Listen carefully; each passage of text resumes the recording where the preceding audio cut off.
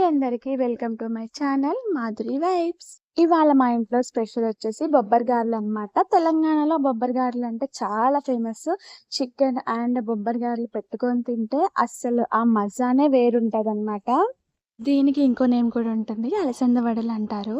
సరే, ఇంకా ప్రాసెస్లోకి వెళ్ళిపోతే బొబ్బర్లనైతే సోక్ చేసుకోవాలి 6 hours వరకు. మంచిగా వాటర్ లేకుండా మొత్తంని గ్రైండ్ చేసుకోండి.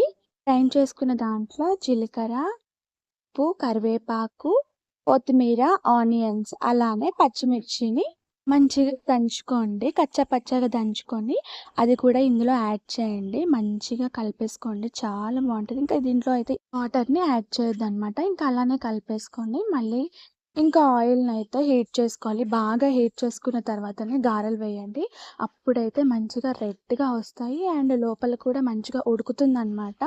ఆయిల్ అయితే హీట్ అవ్వకుండా అయితే వేయకండి. మంచిగా హీట్ అవ్వాలనమాట ఆయిల్‌ని. ఇంకా అంతే, ప్రాసెస్ చాలా సింపుల్. ఇంకా ఒక్కొక్క గార మనం ఆయిల్‌లో అయితే వేసుకోవడమే. ఇంకా అలా ఒక వాయేసుకొని ఈవినింగ్ టైంలో టీతో పాటు గారెలు తింటే ఇంకా బావుంటది. అలానే చికెన్‌తో కూడా చాలా చాలా బావుంటది. అండ్ నా రెసిపీస్ నచ్చితే మీరు ఖచ్చితంగా కామెంట్ చేయండి. అలానే షేర్ చేయండి.